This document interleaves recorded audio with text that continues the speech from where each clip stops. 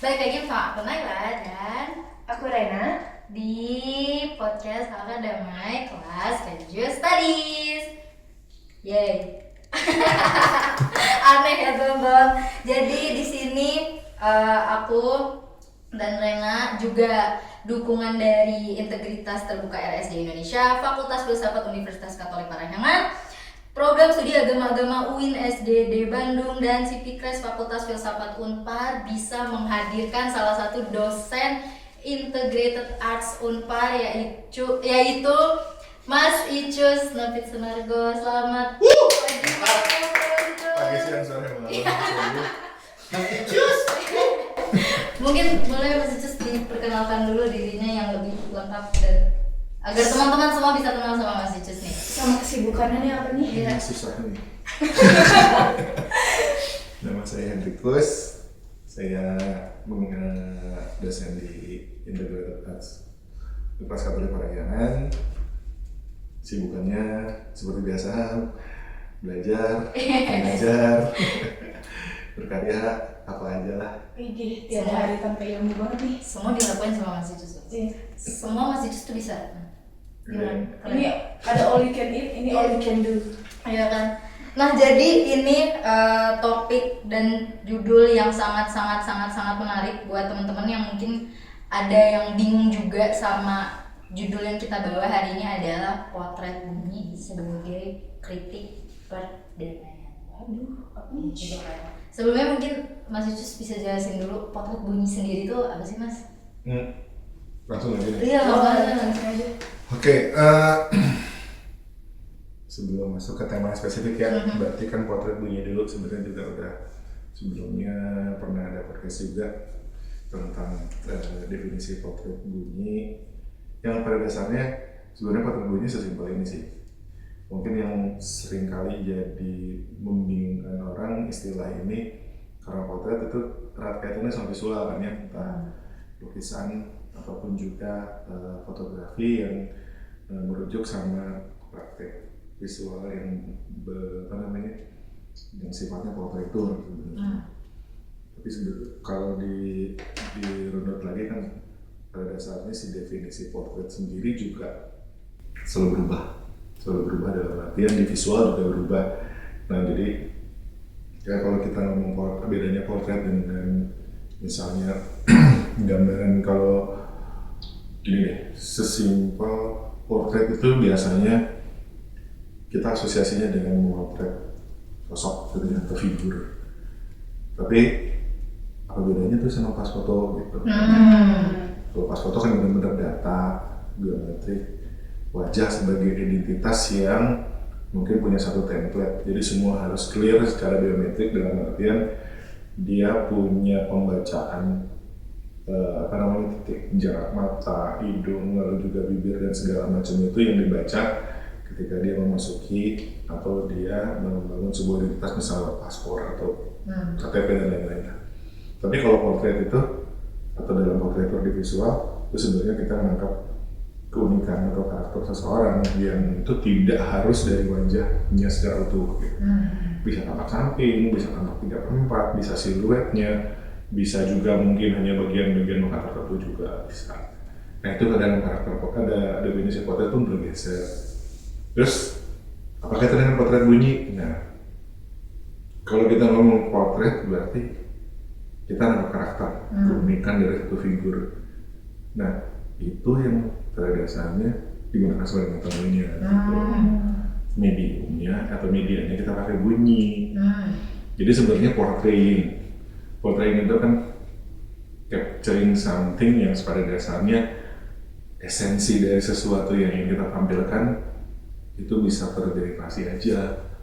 Nah kalau ngomongin portrait dalam istilah umum ya kita ada portrait masyarakat ibu kota, potret masyarakat di pedesaan, berarti kan bukan potret tentang wajah, tapi sebenarnya dia sebagai karakter yang diangkat dan keunikan yang diangkat dari sebuah entitas yang bentuknya bisa aja itu singular seperti satu sosok manusia, bisa juga itu adalah satu kelompok, satu komunitas, atau misalnya suatu kawasan.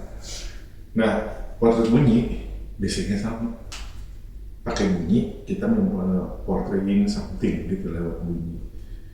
Metodenya sebenarnya kurang lebih sama juga dengan metode dalam media visual seperti fotografi ataupun juga lukisan. Dalam artian dia bisa amat sangat beragam, tidak hanya ngomongin tentang motret wajah orang selesai gitu, portretnya dapat, enggak, tapi keunikannya atau bagian-bagian tertentu yang justru itu jadi ciri khas dari figur yang ingin kita tampilkan itu bisa berbagai macam cara gitu. Dan dari bunyi bisa dari suaranya, bisa dari obrolannya, bisa dari desak nafasnya, bisa dari ini dari berbagai bunyi yang dikumpulkan bisa menggambarkan satu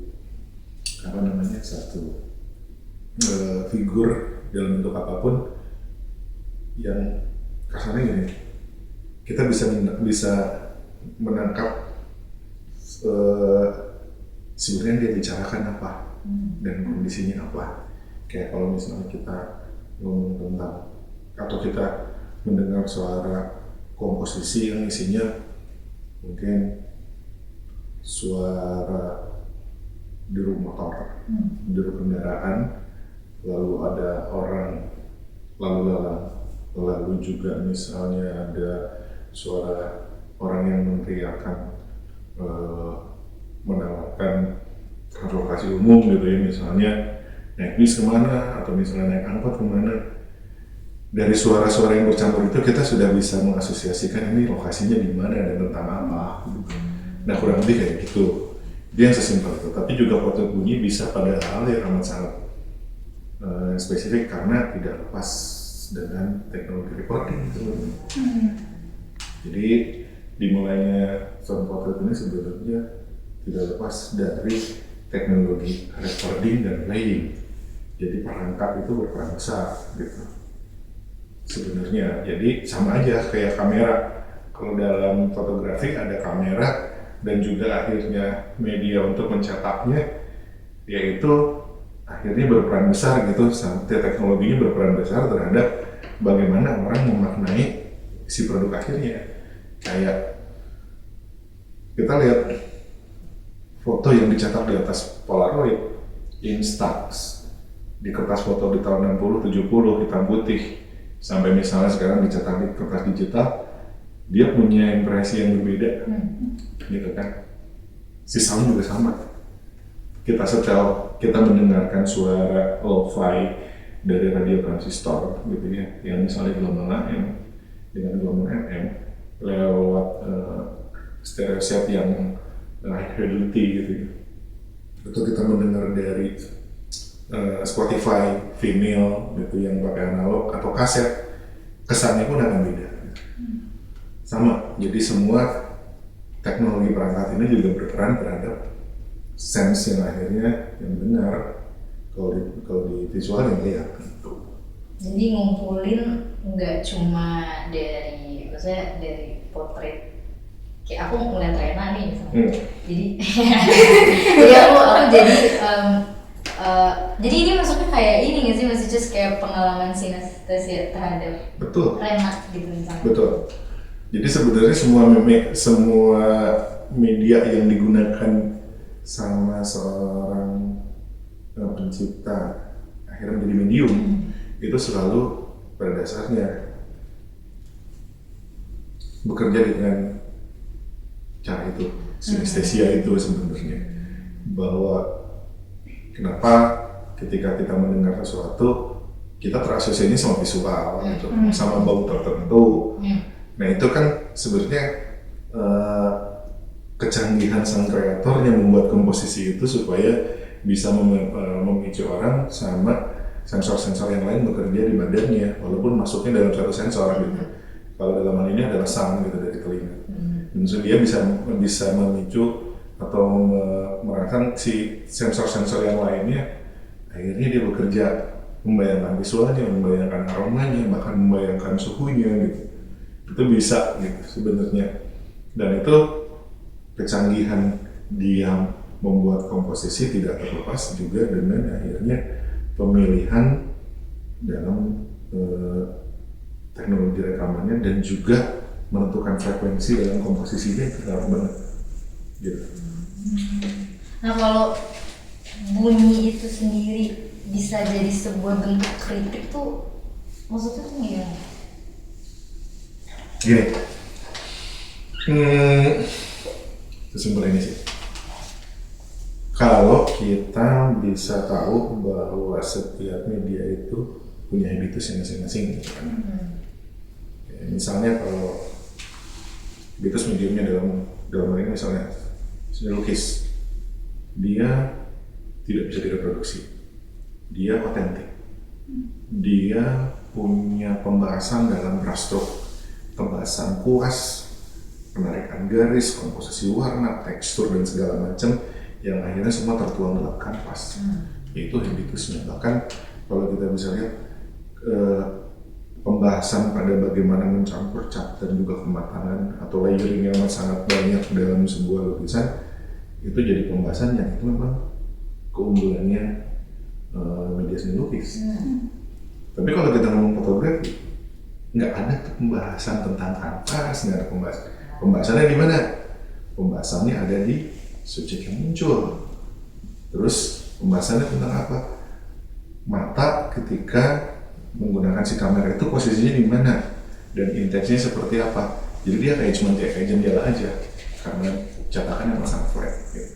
Habitusnya yang lain adalah dia punya kemampuan reproduksi, bisa dicetak berulang-ulang dan disebar, dan namanya untuk foto.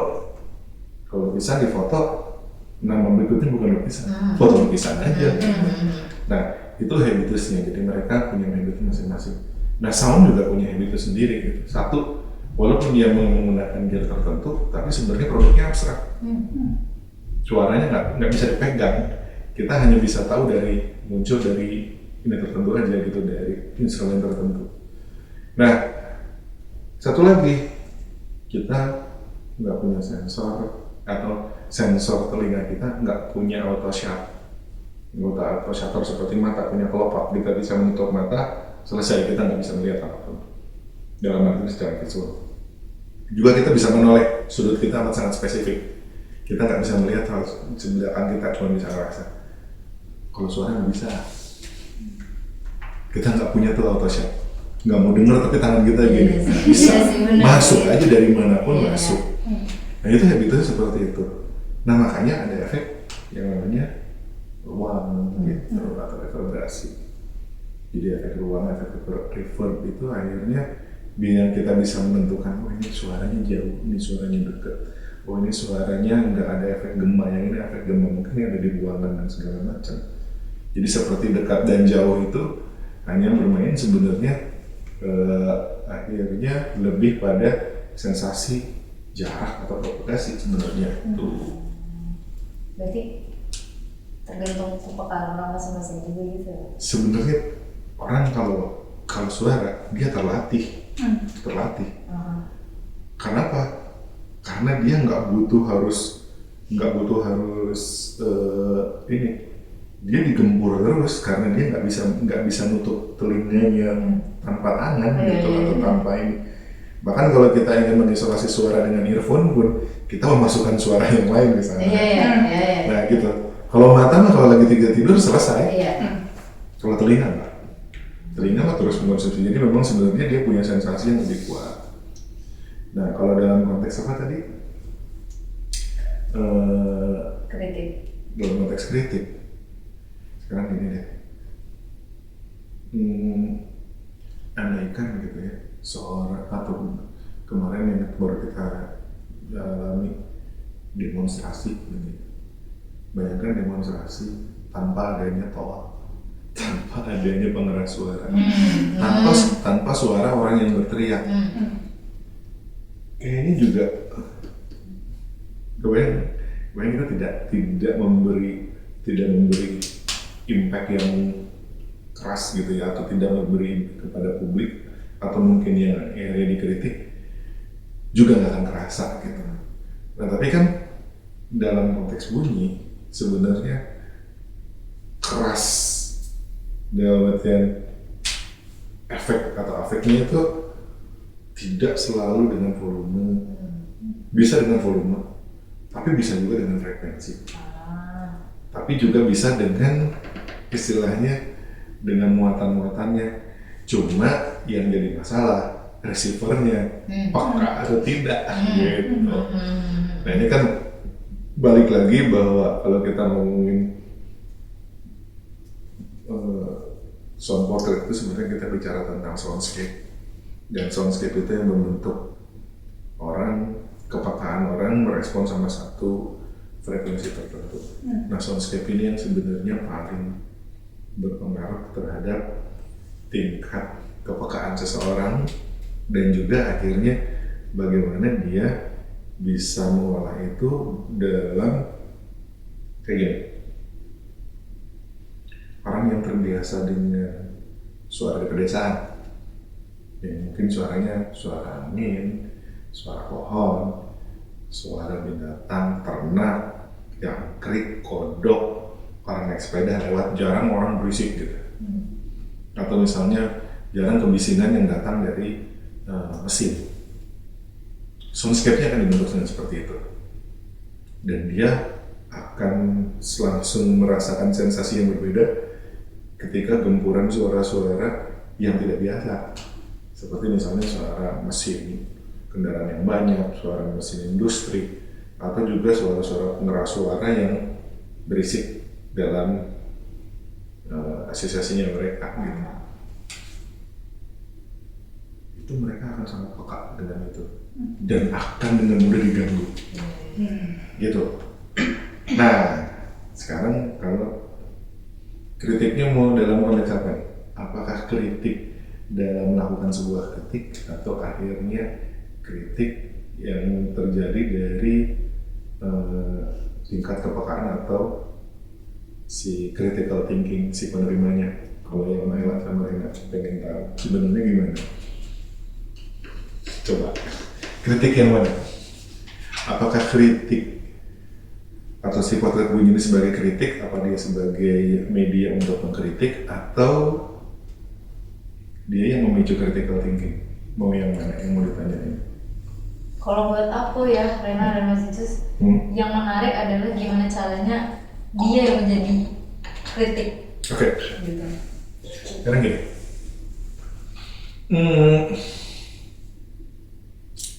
Pernah ini enggak?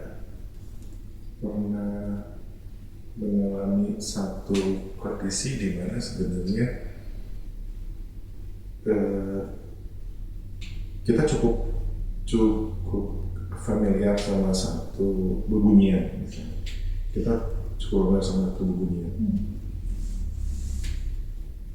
Tapi tiba-tiba si bunyi yang familiar itu dibuat dengan misalnya ya, dengan volume yang cukup besar, dan biasanya suara itu ada di kehidupan domestik kita, tapi tiba-tiba ada di ruang publik dan amat sangat keras.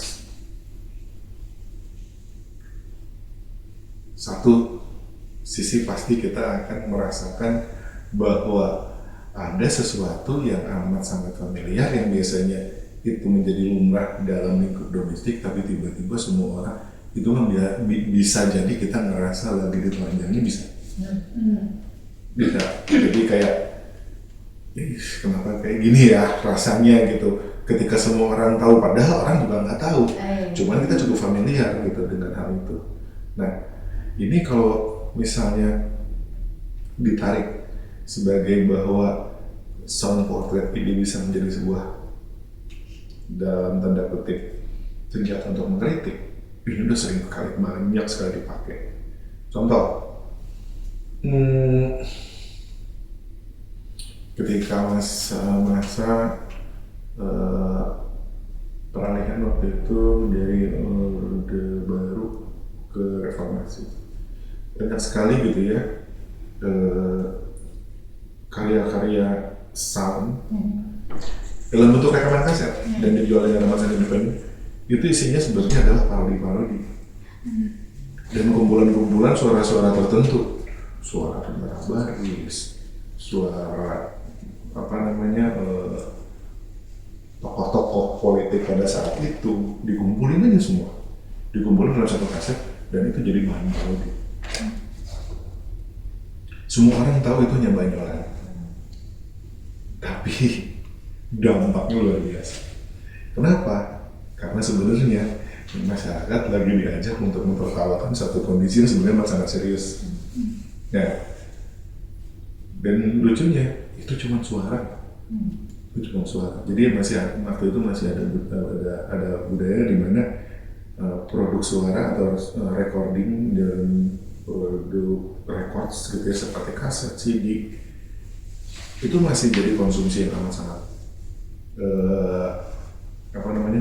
kayak menu utama juga gitu di saat itu. Kalau sekarang kan kebanyakan audiovisual ya dengan sosial media. Tapi pada saat itu tuh produk-produk records itu masih menjadi hal yang jadi konsumsi budaya yang cukup jadi menu utama untuk anak-anak waktu itu gitu. Nah, entah kenapa sensasinya tuh masuk dan akhirnya masuk justru menangkap satu kondisi yang akhirnya mereka aware. Ternyata kondisi saat ini tuh sakit banget ya. Kita menertawakan satu hal yang sebenarnya kejadian amat sangat serius. Nah, itu menjadi senjata kritik waktu itu untuk beberapa seniman, terutama waktu seniman Jogja yang paling banyak. Jadi banyak sekali yang akhirnya menggunakan sound. Nah sekarang kalau misalnya kita, kenapa sih untuk membuat trauma tentang satu masa tertentu, kita memutar lagi rekaman-rekaman dari masa itu yang sifatnya teror gitu. Misalnya orasi-orasi dari tokoh politik tertentu diputar lagi itu langsung, kita nggak pernah alami trauma itu. Tapi ketika mendengar itu tiba-tiba langsung kita seakan-akan diintimidasi gitu. Nah ini juga nggak lepas karena sebenarnya sensasi dari sound itu dampaknya paling kuat. Kayak tadi kita nggak bisa autoshot, kita nggak punya kelopak telinga gitu. Kita punya kelopak mata, tapi kita nggak punya kelopak telinga. Ya kita tidur juga dengerin terus gitu. Ada suara kita bisa kaget lagi tidur, tapi kan kalau visual nggak begitu. Jadi kurang lebih lah bahwa dia sebagai media untuk kritik mulai banyak digunakan sih dari dulu karena secara sensasi cukup kuat. Apalagi ketika eranya masih menggunakan sesuatu yang disebar lewat transmisi dalam konteks berjarak jauh, itu masih dominasi sama suara ya, seperti radio kan. Bahwa dalam sejarah banyak lah orator-orator mulai radio itu kan masih membakar semangat tuh masih banyak. Tapi menariknya itu juga gitu, karena kadang-kadang kayak misalnya kalau kita ada pernah ke Museum Kanata, belum ya, yang di Solo. Di sana ada rekaman asli dari ketika Presiden Soekarno baca proklamasi. Tapi tahu nggak itu rekamannya sebetulnya bukan tahun 45. Ulang gitu. Tahun 1. 6 tahun setelah itu. Jadi tidak ada rekaman asli. Dan waktu itu, tapi untuk pencatatan jadi penting, dan akhirnya 6 tahun kemudian Soekarno baru mau merekam atas piringan selat itu. Dan itu sama radio apa waktu itu? Di Solo kalau nggak salah. Itu masih radionya masih radio era kolonial. Tapi dan satu-satunya yang punya teknologi rekaman untuk di skala waktu itu ya cuma Lokananta memang. Itu kan kita percaya aja itu tahun 45. Itu kan? Iya. Itu tahun 51 itu 6 tahun kemudian gitu. Suara itu yang sampai sekarang kita dengar gitu. Tapi jadinya aneh dan menarik sih kalau buat aku ya Rena dan Mas Iko. Karena itu muncul dari keseharian kita aja gitu kan, yang sehari-hari yang kita dengar, yang kita lihat dan yang bahkan yang kita dengar gitu. Nah kalau menurut Rena sendiri itu gimana sih? Aku sekarang mau nanya deh. Tapi aku cerita dulu sedikit ya. Boleh banget. Panjang sih nggak apa-apa, sama masih dijawab. Oke, siap. Karena tadi sempat ngebahas agak masa lalu dan sejarah gitu. Jadi aku tuh punya satu teman. Uh-huh. Dia tuh sering mendengarkan musik klasik. Tapi ketika satu kejadian ini dia mendengarkan musik klasik ini, tiba-tiba yang masuk ke otak dia itu adalah gambaran ketika zaman perang. Dan dia itu mengaku, ya aku mau gak pernah hidup di zaman ini. Kamu juga tahu aku tuh tahun 2000-an lahirnya. Terus ini kayak, ini gambaran siapa, ini memori siapa. Nah itu tuh kalau dijelaskan dalam potret ini itu apa sih sebenarnya gitu? Gini, mungkin balik lagi tuh soundscape dan juga konsumsi budaya. Temennya suka nonton film? Jarang sih. Jadi kadang suka gini, kita nggak pernah mengalami zaman itu, tapi ada satu produk audiovisual yang mencoba mengangkat zaman itu. Dan itu kayak diamini aja gitu. Kayak kalau kita nonton film Band of Brothers gitu ya, cerita kisah satu isi company jadi kombi dari pasukan airborne sekutu Amerika Serikat ketika diterjunkan di Omaha gitu kan, bukan di Omaha waktu itu, pertama kali di pokoknya di Prancis itu D-Day gitu ya, D-Day serangan sekutu secara serentak ya, dia di Omaha salah satunya. Nah kalau di Band of Brothers itu ada tuh adegan terakhir ketika tentara sekutu semua, terutama Amerika, masuk Berlin dan Berlin udah hancur gitu. Ada latar ketika masyarakat Jerman mengumpulkan runtuhan itu, ada sekumpulan musisi klasik yang akhirnya menyanyikan Mozart di sana di tengah runtuhan. Jadi kayak sound latar. Terus juga banyak juga gini. Mungkin bukan dari situ aja, bisa jadi dari tone-nya. Sekarang kalau kita ngomongin tone musik alat, musik klasik, seperti terutama biola ya, biola, cello, dan juga mungkin piano gitu. Tone-nya itu selalu mengingatkan, namanya juga musik klasik gitu. Pasti tone-nya mengingatkan kita sama satu era di masa lalu. Nah, masa lalu ini yang sebenarnya buat orang berbeda-beda. Kalau saya dengar musik klasik, yang ingat bukan perang gitu. Kalau saya justru ketika dengar musik klasik, ingatnya satu suasana apa ya, kayak Dark Age, ini Eropa gitu. Dark Age Eropa gitu. Nah ini juga kan, tapi bisa dibilang Dark Age Eropa juga kan penuh dengan konflik gitu. Nah mungkin gitu ada aspek-aspek di mana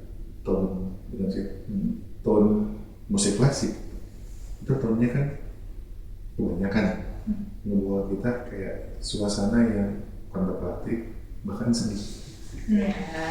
Nah, ini yang mungkin mengingatkan sama satu era-era tertentu yang pada dasarnya bukan era yang menyenangkan. Karena mengingatnya perang, dark age, atau mungkin era-era ketika kerajaan lagi bertempur. Padahal musiknya akan sangat lembut. Gitu kan. Tapi mungkin tone-nya yang membuat orang mengarah ke sana. Bisa jadi. Begitu. Dan ada lagi? Ada nih, biar disambung. Contoh kasus dari Nana kan banyak ya. Soalnya kita udah ngobrol dulu nih soal potret bunyi ini kan rada apa nih? Gitu. Baru nih. Oke, berarti kalau misalnya kita bisa tarik lagi, si suara itu bisa membawa satu era kepada kita dan akhirnya itu tuh menjadi sesuatu yang familiar untuk kita. Bisa jadi, amat sangat mungkin. Dan akhirnya itu tuh memicu gambaran yang akhirnya kita familiar dan berdamai aja. Iya. Oke. Nah, kalau misalnya kita mendengarkan sesuatu yang baru atau mungkin ya anggap aja yang kita udah familiar deh, tapi yang muncul tuh malah gambaran suatu kejadian yang belum pernah terjadi sama kita. sangat imajinatif lah istilahnya gitu. Itu tadi sebenarnya bukan tentang kita pernah mengalami atau tidak pernah mengalami. Terkadang dia terpicu sama sesuatu yang sebenarnya ada di memori lain di kepala kita. Gitu. Jadi setiap orang tuh punya kadar sinestesia mungkin yang berbeda-beda ya. Nah, kayak gini. Saya nggak pernah mengalami era perang kemerdekaan misalnya. Gitu. Tapi kenapa kalau saya mendengar lagu-lagu Mars gitu ingatnya kan lagu-lagu perjuangan dan langsung asosiasinya bangku runcing gitu kan atau peperangan di era itu, padahal saya nggak pernah ada kejadian, tapi mungkin asosiasinya terhubungnya juga tidak langsung tidak harus lagu Mars yang berhubungan dengan lagu perjuangan Indonesia. Mungkin hanya iramanya aja Mars gitu kan ya, seperti dia mau berbaris maksudnya ke sana. Nah itu kan berarti ada memori-memori kita yang pada dasarnya menyimpan kategori tertentu di kepala kita yang iramanya Mars selalu identiknya dengan militer identiknya dengan peperangan di kepala kita mempelajari sejarah, sebenarnya sejarah tentang masa-masa perjuangan. Kita nggak pernah pahami, tapi ada produk-produk yang jadi bridging di kita untuk akhirnya menggabungkan itu. Sama ada kayak misalnya kenapa sih saya selalu dengar suara-suara sebutlah kayak Serina langsung ingatnya ini teror banget gitu ya. Teror banget, padahal sirine yang kita pahami sebenarnya adalah mungkin hanya sirine ambulan atau sirine polisi. Tapi ada jenis sirine sebenarnya yang kita tahu itu sirine misalnya ada serangan udara yang pernah kita lihat di film, atau sirine gempa yang memang kita nggak pernah mengalami mungkin, tapi tiba-tiba asosiasinya muncul. Bisa dari memori yang ada ditekankan dengan tone sebenarnya, karena tone tertentu telinga kita tuh punya membran yang sebenarnya itu kan berrelasi dengan semua saraf ya. Dan ketika dia vibrasinya amat sangat terganggu ya saraf kita juga semuanya berespon, bahkan otak kita pun berespon. Ya kalau contoh kenapa sampai waktu Perang Dunia Kedua Hitler meletakkan sirine di pesawat Stuka-nya gitu. Ketika dia menukik, suaranya itu dibunyiin jadi kayak teror, dan orang yang dibawa itu tiba-tiba chaos, tidak bisa menjadi tenang gitu. Padahal hanya suara yang dia taruh, walaupun memang pesawatnya juga menakutkan, tapi ditambah lagi dengan dulu mereka nggak kalah kabut. Itu kan benar-benar psikologis yang diserang kita karena tone-nya tadi, tone-nya gitu. Tone, dan misalnya ketika menukik dari atas ke bawah mendekat itu suaranya kan semakin meneror kita gitu. Nah itu yang pada akhirnya kalau dikaitkan dengan kondisi damai tidak damai gitu ya, kalau kita ngomongin di sini gitu dari sound sendiri, sebenarnya kita bicara soundscape itu membentuk orang menjadi punya karakter yang khas. Dan makanya kalau kita bilang kenapa di daerah industri orang-orangnya tiba-tiba menjadi temperamen, mudah disulut. Kenapa? Karena soundscape-nya mereka terbiasa, dan akhirnya tanpa sadar mereka pun dipaksa untuk menahan dan menetralisir suara-suara yang sebenarnya cukup mengganggu. Mereka dipaksa menetralisir. Ada titik limit yang cukup istilahnya berbeda dengan orang yang misalnya terbiasa dengan soundscape-nya yang suaranya dengan frekuensi yang lebih silence, akan beda banget gitu. Dia tidak akan mudah emosi atau apa gitu. Makanya kenapa kalau orang tinggal di desa jarang yang soundscape-nya cukup bagus, cenderung ya walaupun tidak semua, tapi cenderung dia lebih tenang aja gitu. daripada yang misalnya di daerah yang cukup bising atau padat. Laila ini sudah sangat aktif berbicara dengan kita semua dan menemani. Sayangnya waktu kita sudah habis, sudah hampir 1 jam kira-kira. Mungkin kita akan lanjutkan lagi di podcast berikutnya atau di siaran berikutnya. Terima kasih Sobat Damai sudah menonton dan sampai jumpa lagi. Dadah. Ya.